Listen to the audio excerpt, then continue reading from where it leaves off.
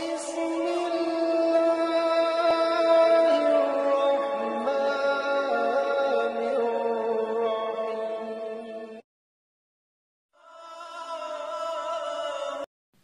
అనంత కరుణామయుడు అపార కృపాశీలుడు అయిన అల్లాహ్ పేరుతో ప్రారంభిస్తున్నాను. ఈ వీడియోను పూర్తిగా చివరి వరకు చూడండి. నా ఈ చిన్న ప్రయత్నంలో పొరపాట్లు జరిగితే నన్ను క్షమించమని అల్లాహ్ను వేడుకుంటున్నాను. లైక్ చేయండి, సబ్స్క్రైబ్ చేయండి, బెల్ ఐకాన్ నొక్కండి, ఆల్ టచ్ చేయండి. آية نمبر 140. وقد نزل عليكم في الكتاب أن إذا سمعتم آيات الله يكفر بها ويستهزأ بها فلا تقعدوا معهم حتى يخوضوا في حديث غيره إنكم إذا مثلهم إن الله جامع المنافقين والكافرين في جهنم جميعا. ఆయత నంబర్ 140. అల్లాహ్ తన గ్రంథంలో ఇది వరకే మీ వద్దకు ఈ ఆజ్ఞను అవతరింపజేశాడు. ఎవరైనా అల్లాహ్ వాక్యాలను తిరస్కరిస్తూ పరిహాసమాడుతున్నట్లు మీరు విన్నట్లయితే వారు ఆ మాటలు విడిచిపెట్టి వేరే మాటలు మాట్లాడటం మొదలుపెట్టనంత వరకు ఆ సమూహంలో వారితో కలిసి కూర్చోకండి. అన్యదా మీరు కూడా ఆ సమయంలో వారిలాంటి వారుగానే పరిగణించబడతారు. అల్లాహ్ నిశ్చయముగా కపటులు అవిశ్వాసులందరినీ నరకంలో ప్రోగు చేయనున్నాడు. 197. అంటే వారించినప్పటికీ దైవవాక్యాలను ఎగతాళి చేసే వారి సమూహంలో గనక మీరు కూర్చుంటే వారి పెడసరి ద్వారాని మీరు ఖండించకపోతే ఆ పాపంలో మీరు కూడా వారితో సమానులే అవుతారు. ఉదాహరణకు ఒక హదీసులో ఇలా ఉంది: మీలో అల్లాహ్ మరియు అంతిమ దినంపై విశ్వాసం ఉన్న వ్యక్తి మద్యం సేవించబడే విందులో పాల్గొనకూడదు. మస్నుదే అహ్మద్ సంపుటి 1 పేజీ 20, సంపుటి 2 పేజీ 339. దీని ద్వారా తెలిసేదేమిటంటే దైవం మరియు దైవ ప్రవక్త సల్లల్లాహు అలైహి వసల్లం ఆదేశాలను మాటల ద్వారా కానీ చేతల ద్వారా కానీ ఎగతాళి చేసే సమావేశాలలో కార్యక్రమాలలో హాజరవడం అధర్మం. నేటి నాయకుల పాశ్చాత్య నాగరికత ప్రభావిత సమావేశాలలో జరిగేది కూడా ఇదే. వివాహాది వేడుకలు మొదలుకొని పుట్టినరోజు పండుగల వరకు నేడు అన్ని చోట్ల అల్లాహ్ మరియు ఆయన ప్రవక్త సల్లల్లాహు అలైహి వసల్లం ఆదేశాలను పరిహసించడం జరుగుతున్నది. ఇస్లాం ఆదేశాలను నిర్లక్ష్యం చేయడం కూడా వాటిని పరిహసించడం కిందకే వస్తుంది. ఇటువంటి వేడుకల్లో పాల్గొనడం మహాపాపం. మనసుల్లో విశ్వాసం ఉండాలే కానీ మీరు కూడా వారిలాంటి వారి అన్న ఆయతు విశ్వాసుల హృదయాలను వణికిస్తుంది. آية نمبر 141. الذين يتربصون بكم فإن كان لكم فتح من الله قالوا ألم نكن معكم وإن كان للكافرين نصيب قالوا ألم نستحوذ عليكم ونمنعكم من المؤمنين فالله يحكم بينكم يوم القيامة ولن يجعل الله للكافرين على المؤمنين سبيلا. ఆయత నంబర్ 141. ఈ కపటులు మీకు ఏ గతి పడుతుందోనని ఆసక్తితో ఎదురు చూస్తూ ఉంటారు. ఒకవేళ అల్లాహ్ తరపు నుంచి మీకు విజయం చేకూరితే మేము మీతో లేమా అని అంటారు. ఒకవేళ అవిశ్వాసులకు కాస్తంత ఆధిక్యత లభిస్తే మీకు వ్యతిరేకంగా పోరాడే శక్తి మాకు లేదా? అయినా సరే మేము ముస్లింల బారి నుంచి మిమ్మల్ని రక్షించలేదా అని కపటులు వారితో అంటారు. కాబట్టి ప్రళయ దినాన అల్లాహ్ స్వయంగా మీ మధ్య తీర్పు చేస్తాడు. అల్లాహ్ ఎన్నటికీ అవిశ్వాసులకు విశ్వాసులపై విజయ మార్గం సుగమం చేయడు. 198. అంటే మేము గనక తలిస్తే మిమ్మల్ని ఓడించే వాళ్ళమే, మా స్నేహితులు కదా అన్న ఉద్దేశంతో ఊరుకున్నాం. ముస్లిముల పక్షాన నిలువకుండా మేము పరోక్షంగా మీకు సహాయపడ్డాం. వారి బారి నుంచి మిమ్మల్ని రక్షించాం. మేము అవలంబించిన ఈ ద్వంద్వ నీతి మూలంగానే మీకు ఆధిక్యత లభించింది. పైకి మేము ముస్లింల మనుషులుగా కనబడినా ముస్లింలకు నష్టం కలిగించడానికి లభించిన ఏ అవకాశాన్ని మేము వదులుకోం. ఎట్టకేలకు మీరు ముస్లింలపై ఆధిపత్యం సంపాదించారు కాబట్టి మేము మీ మనుషులమేనని నమ్మండి. కపటులు అవిశ్వాసులతో చెప్పిన మాటల సారాంశం ఇది. 199. ప్రపంచంలో మీరు మోసంతో వంచనతో తాత్కాలిక ప్రయోజనాల్ని పొందినప్పటికీ పరలోకంలో మీ ఎత్తుగడలేమీ పనికిరావు. అల్లాహ్ మీ ఆంతర్యాల్లో ఉన్న భావనలన్నిటినీ ఎరిగినవాడు.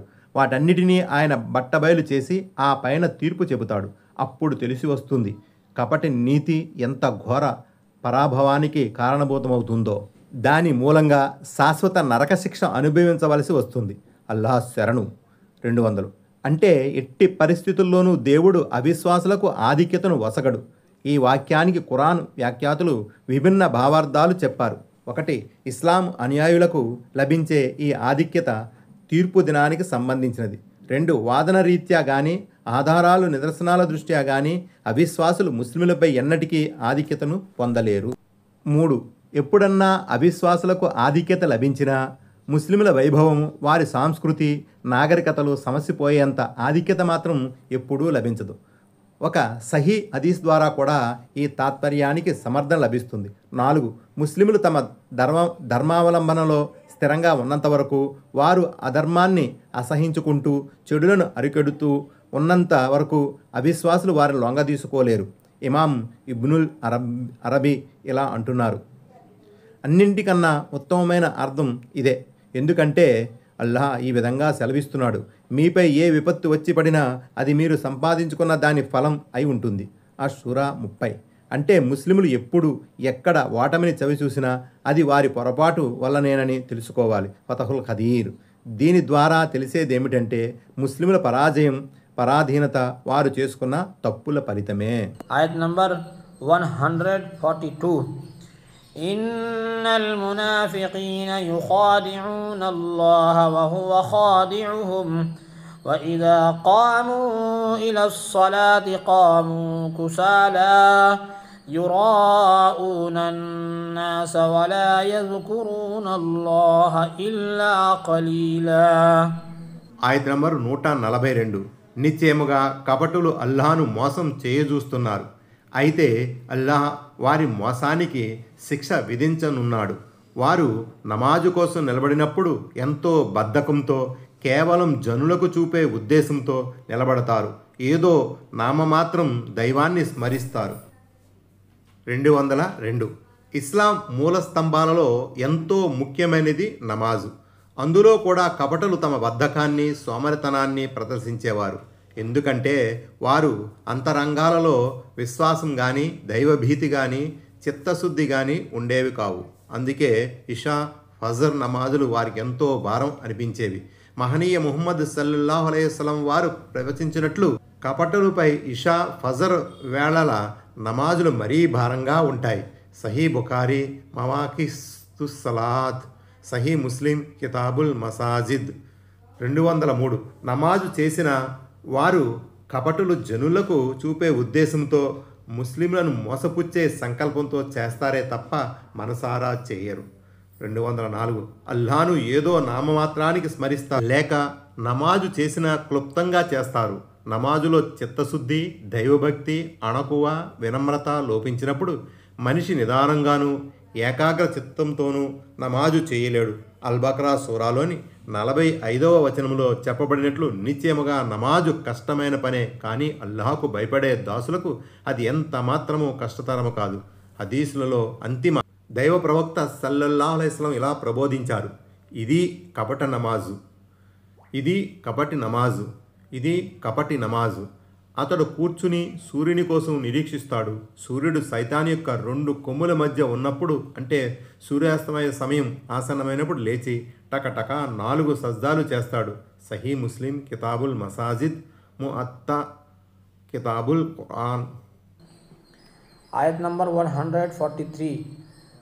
مذبذبين بين ذلك لا إله هؤلاء ولا إله هؤلاء ومن يضلل الله فلن تجد له سبيلا. ఆయత నంబర్ 143. వారు ఎటూ కాకుండా మధ్యలోనే ఊగిసలాడుతున్నారు. పూర్తిగా అటూ ఉండరు, సరిగ్గా ఇటూ ఉండరు. అల్లాహ్ ఎవరినైతే అపమార్గం పాల్చేస్తాడో వాని కోసం నీవు ఏ మార్గాన్ని కనుగొనలేవు. 205. అవిశ్వాసుల వద్దకు వెళ్ళినప్పుడు వారు సహవాసులుగా చెప్పుకుంటారు.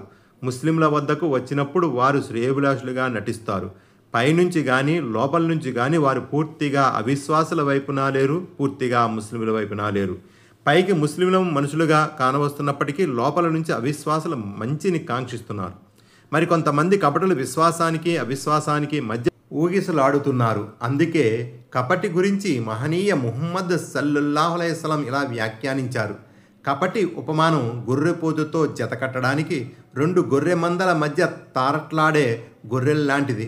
ఒక్కోసారి అది మంద వైపుకు పోతే మరోసారి మరో మంద వైపుకు వెళుతుంది.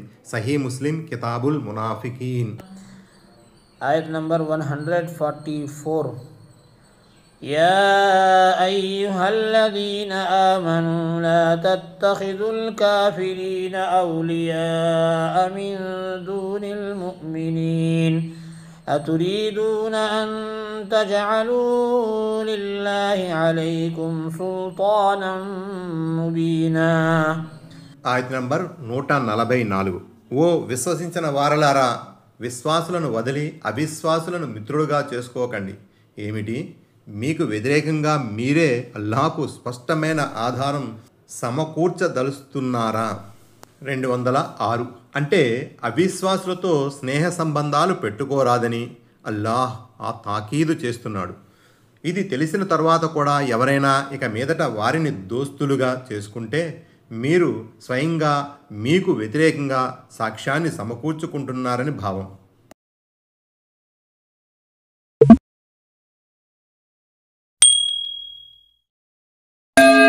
ఆయత్ నంబర్ 145.